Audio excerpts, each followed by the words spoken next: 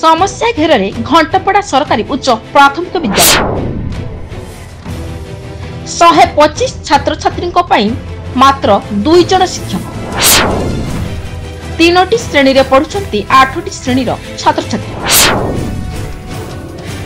समस्या घेर नरसिंहपुर ब्लॉक अंतर्गत घंटपड़ा सरकारी उच्च प्राथमिक विद्यालय।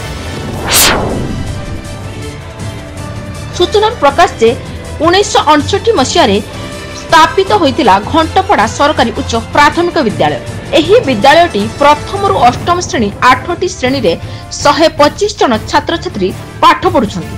प्रथम श्रेणी रे 18 जन, द्वितीय श्रेणी रे 10 जन, तृतीय श्रेणी रे 16 जन, चतुर्थ श्रेणी रे 14 जन, पंचम श्रेणी रे 13 जन, षष्ठ श्रेणी रे 23 जन, सप्तम श्रेणी रे 13 जन, अष्टम श्रेणी रे 18 जन पढ़ुवा बेले मोट 125 जन छात्र छात्री मानक पई मात्र 2 जन शिक्षक अछंती।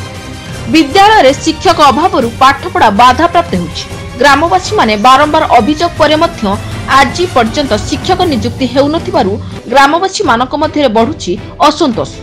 विभागीय अधिकारी आरंभ करी विधायकों पर्यंत समस्त को बारंबार अभियोग करथिले मध्य कौनसी प्रतिकार व्यवस्था ग्रहण करथि।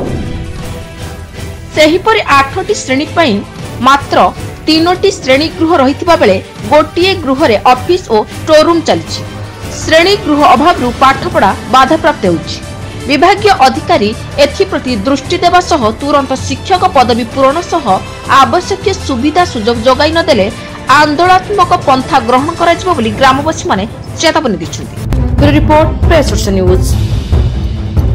सोर्स न्यूज को अपडेट पई शेयर, लाइक, सब्सक्राइब करंतु। अधिक खबर पई www.prayersourcenews.in सर्च करंतु। धन्यवाद।